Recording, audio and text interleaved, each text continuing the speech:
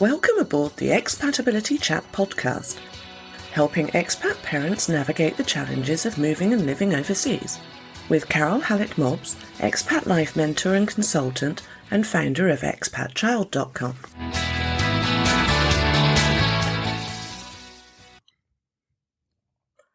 Welcome back to Expatability Chat.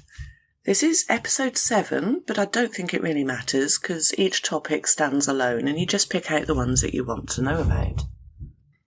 So Saturday the 8th of August, a couple of days ago, was International Cat Day. So today I thought I'd talk about moving overseas with pets, not just cats. Although Sumi is here as normal, ready to talk to you at inappropriate times, I should think. She's currently circling the microphone. So, do you have pets? Will you be taking them when you move overseas? Bit of ASMR from Sumi.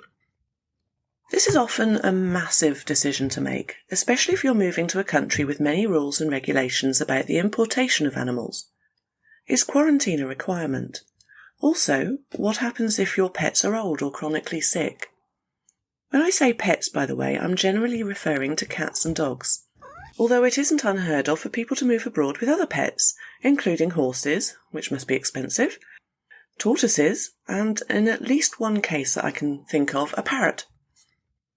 So back in 2006, we moved from the UK to Japan with 2 gorgeous cats. In 2018, we moved back from South Africa to the UK with 1 dog and 2 completely different cats. I've always had some kind of animal around me, but my first 2 cats were my first normal pets, and they helped me through the death of my rather wonderful dad a couple of years before we moved. Dad had a lot of weird animals around while I was growing up, which in part I took care of because nobody else was going to look after his creatures, as we called them. They were reptiles, amphibians, fish and birds in the main. Very strange fish, very strange amphibians, and some rather nutty birds. But, as I say, so I've always grown up around animals, just not the 4-legged furry kind. When Dad died, we had to get rid of his collection, which included, for example, 54 tarantulas, enormous, very peculiar fish, tortoises by the bucket load. Anyway, while we were in Japan, we got our first dog. We call her our Japanese souvenir. She's a Shiba Inu, an official Japanese national treasure. She moved with us from Japan to Germany, then to South Africa and back to the UK. I wouldn't say she's used to travelling, but I wouldn't leave her behind for anything. She's part of the family. So can you move your pets overseas with you? Anything is possible, but it does depend on where you're coming from and where you're going to. Personally, I couldn't leave my beloved pets behind, and I've actually turned down options for relocations to places where I believed the country, climate, and quarantine rules would have a detrimental effect on them. But that's me, though, and I openly admit I am completely animal mad. My 4-legged family are just as important to me as my 2-legged ones. Well, that's the official term, I think. They're sometimes more important, if you get my drift. So moving abroad with pets can be done. It's not that difficult, but you need to think it through very, very carefully, both for you, your family, and for your pet's well-being. Pet relocation is not a cheap undertaking, and the paperwork is an absolute nightmare. It's not something that can be planned at the last minute. Some countries have a process as long as 6 months, sometimes even longer if you haven't kept up to date with certain vaccinations. However, the benefits of having your furry family in your new home with you and your children are immense, not least because they instantly make a house a home. Your children will settle into their new lives quicker if they have their familiar family pet buddy with them, from the cuddles to the playing and a lot of distraction. Don't underestimate the effect leaving pets behind may have on your children either. People who, as children, moved overseas without their treasured pet report being utterly distraught at leaving them, and some never actually forgave their parents for the decision. Whatever you decide to do regarding your pets, think very carefully and leave plenty of time to organise everything, regardless of your decision. Sometimes your new home won't allow pets, which is going to make your decision somewhat easier, I suppose, at least more clear-cut. So if you are going to have to leave your pets behind, make sure your children understand why and let them see the process through as far as possible. So unless there are concrete reasons why your pet can't move with you, it is something you should really consider. Pets are family too. Unless your pet is old and or sick, or the country you're moving to is inhospitable to your pet, there aren't that many reasons for not taking your pet with you. Your destination's climate and possible quarantine regulations may have some bearing on your choice, so make sure you've researched thoroughly. If you do have to make the difficult decision not to take your pet with you, make sure you discuss the situation appropriately with your children to help alleviate potential problems. For example, I'd definitely be thinking twice about moving to the Middle East with my dog, who found the heat in South Africa quite a trial. She adores the snow and has a really thick coat, and it wouldn't be fair on me to take her somewhere where she was constantly uncomfortable. I also don't think that my very bonded pets would cope well with a stay in quarantine. I'd be constantly worried about them. It was bad enough when they went to boarding facility when we went on short holidays. As I say, I'm a bit animal-centric. So how do you move with pets? Let's assume you are taking them. Don't underestimate the mountain of bureaucracy that comes with moving animals overseas. Procedures are different for every country of origin and destination, so do your homework in plenty of time. As a general rule, you need to sort out import and export permits, vaccinations, special crates for the airline, veterinary visits, and lots of paperwork. Certain destinations have more rigorous rules than others, and they can change at any time. It can be a minefield. Other things to note is timing. Importing pets is a very, very calendar-oriented business. If you're a day out, your pet will be refused entry into your new country, and then they may have to stay in quarantine, incurring quite a cost to you. You often have to do things at distinct stages, and there may be a waiting period after the steps are done before you can move. For example, you may need to get an official rabies titer test. This is a blood test to see how many rabies antibodies there are in the animal's blood. It's not a pleasant test. The blood seems to be taken from the jugular vein, which is a pretty grim visit to the vets, just so you know. If there aren't enough antibodies in the blood, the whole rabies vaccine schedule has to be started again, and this is why I want you to realise just how long it can take. If you don't start early enough, you may need to make arrangements for your pet to travel to you at a later date, and that's a scenario that's going to be very tricky. Or you may have to find they have to stay in quarantine for a lot longer than you hoped or expected. So in addition to reading up on what requirements there are, pay very close attention to the timeline of the steps. For all this and for many other reasons, I recommend using a specialist pet relocation company. As moving countries is a busy and stressful time, I highly recommend employing a very specialist pet relocation agent to help you. They are the experts and they know all the rules and regulations relating to the different countries, and it's well worth spending the money to ensure your pet is in good hands. You can do it yourself. You may save a few pounds, but ultimately it's peace of mind you're looking for here. The advice and assistance you receive from a good pet relocation agent eases so much stress at this difficult time. They can liaise with airlines on your behalf, and some even deliver your pet to the door of your new home, which is brilliant. So I've moved across the world and back with pets, and most times the assistance I've received from these professionals has been invaluable. For example, when we repatriated back to the UK, we had incredible help and assistance, both at the South African end and back here in the UK. The pets arrived back here on a flight that landed at dawn. It turned out that there was an issue with one of our bits of paper when they arrived at Heathrow. Our local pet transport people were on the ground at that ungodly hour and sorted it all out on our behalf. We knew nothing about it until they happened to mention it later when they safely and cheerfully delivered our pets to us that day. That's certainly not something I'd like to be working on at 4 o'clock in the morning. So, as soon as you know when you'll be moving, contact your vet to make sure all your pet's vaccinations are up to date. Some have to be done at specific dates prior to the move, so make a schedule and stick rigidly to it. As I say, if you're even one day late or even one day early, this can impact negatively on your pet's move. You should also have your pet completely checked over to ensure it is fit to travel by air.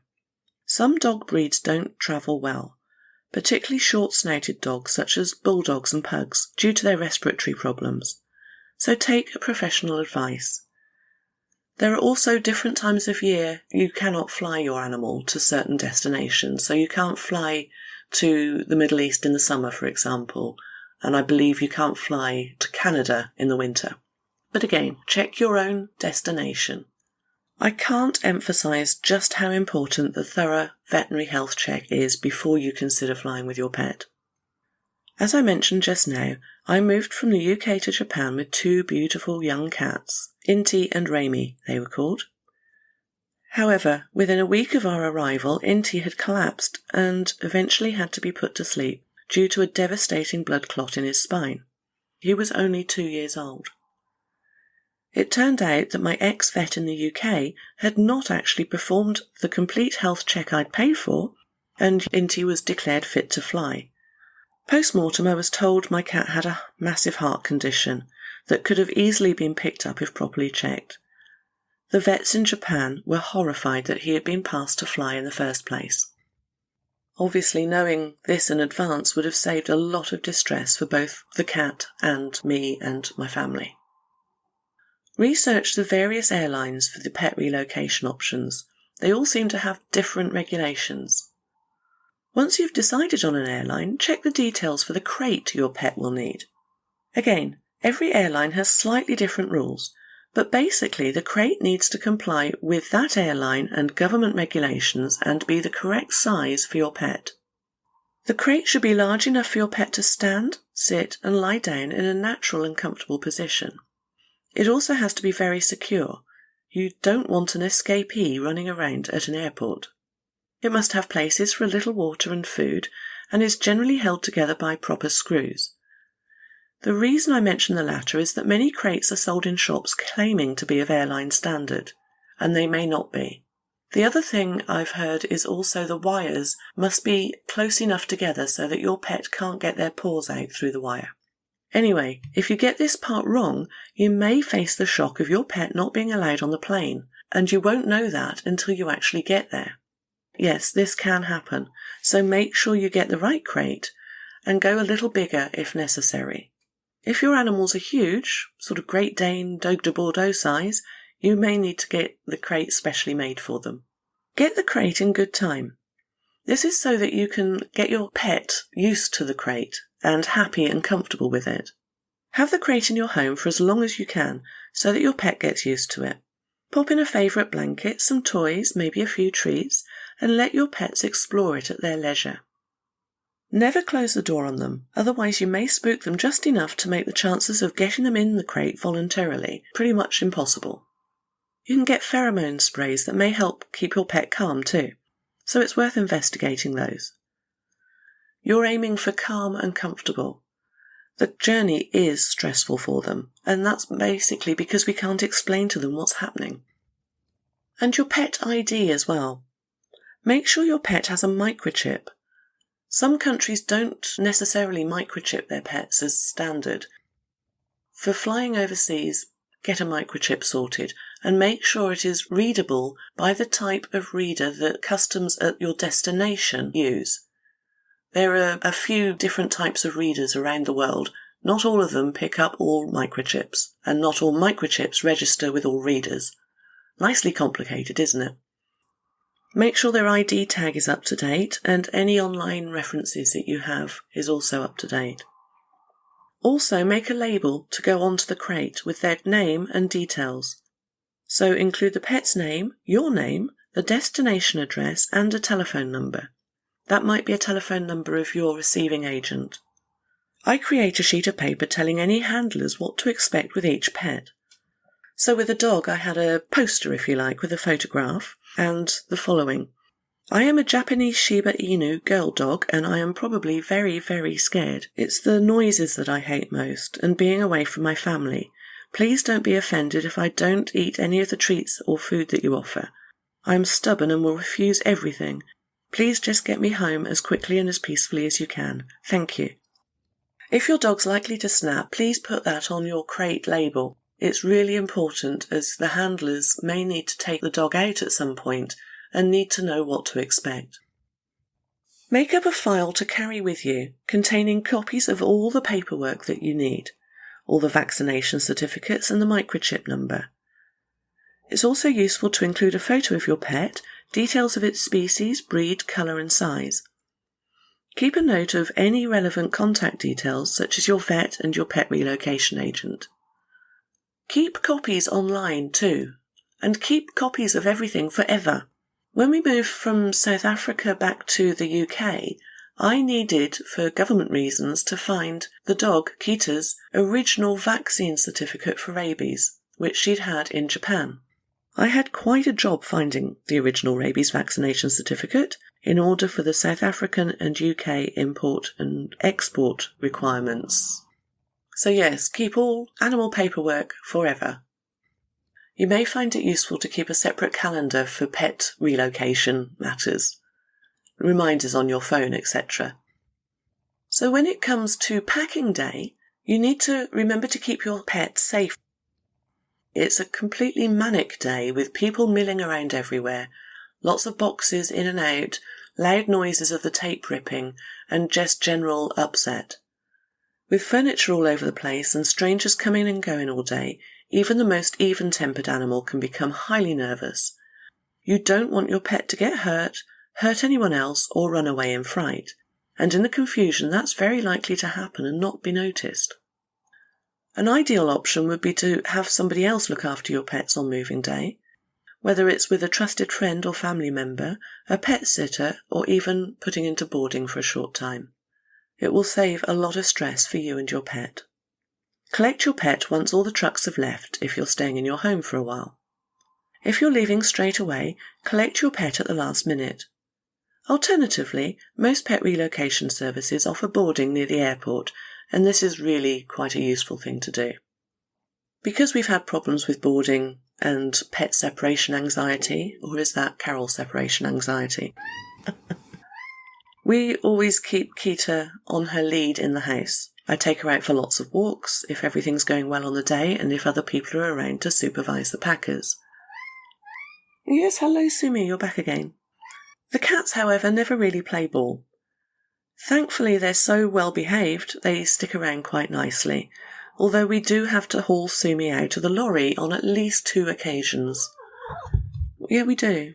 If none of these options are available, secure the animals in a quiet room, perhaps in some crates, and warn everyone not to open the door. Once the pets have cleared customs at the other end, you receive them back into your new home. The first thing you need to do as soon as you arrive, and before the pets arrive, is to make sure that the house and the garden is safe for your pets. When we first arrived in Berlin, we were thrilled to discover that we actually had a huge garden for the first time in our lives. But the surrounding fence was only about 1 foot high. Our dog would have just stepped over that. Therefore, we had to keep Kita tethered on a very, very long piece of string until we could get the fence around the whole garden rebuilt to a decent size. Regardless of being tied up, she still really enjoyed the new experience of having grass beneath her feet for the first time. When you're confident that it's all secure, make sure all windows and external doors are closed before you're letting your pet out of the travel crate. The way we do this is we have all the crates together at the same time. We put water nearby, we don't bother with food, and we let out the cats first because Kita has a bit of an issue sometimes with the cats, and we let them do their thing. We show them where the food and the water is, we show them where the litter tray is, and then we let Kita out, who completely ignores us and just goes off around the house. Keep it calm, no screeching, no expecting anything from your animal. The dog may leap all over you, thrilled to see you, or they may just take off on their own to go and do their thing. For your cats, have a litter tray prepared and show them where it is as soon as you can. If they arrive soon after you, simply use soil until you're able to get out and about. And of course you need to keep cats inside for at least a few weeks if they're an outside cat. Keep your dog on a leash at all times when outside until you are all confident in your new surroundings. During unpacking of the removals lorry, Keep your pets safe as before, so either arrange a pet sitter or boarding or confine them into their crates in a safe area for the duration. The good news is unpacking is a lot quicker than packing. And again, make sure you check the lorry before they leave, because certain cats like to get in them, don't they, Sumi? One of the first things you need to do is to make sure that your pet ID is updated with a new address, phone number, and make sure the microchip information is changed as well. So to summarise, moving overseas with pets is doable. It's a bit of a pain, but the pets make your family complete. Start preparing a long way ahead of time. Be scrupulously focused on what needs doing and when it needs doing. I've had to run around various cities to get paperwork signed and stamped on specific days. For example, travelling across Berlin at 7 o'clock in the morning to ensure I caught the official government vet for his signature. Keep multiple copies of the documentation everywhere. This is one of the things that goes in your hand luggage. Another useful tip is to set money aside for unexpected fees and problems you may encounter on the way. You may find the rules have changed even while your pets are in the air, and they need a stay in quarantine. It's more likely that there'll be an issue with the paperwork, or the receiving airport can't find or read the microchip. I've also heard a story of someone in Japan who had problems because one signature on the documentation was signed in the wrong colour ink, meaning your pet may have to stay a night or two. And finally, have a backup plan in the event that you can't move with your pet as planned. This may be to have friends look after them for a while until they're cleared to fly, or rehome them. And again, don't forget to check the lorry on packing and unpacking day. And now go and enjoy your new life abroad with your expat pet. As ever, if you have any questions, please feel free to get in touch. I look forward to chatting with you again soon. Take care. Thank you for listening to the Expatability Chat Podcast. Please check out expatchild.com for more free information and resources, and follow me on your favourite social media. Don't forget to join me next week for another episode. Until then, bye-bye.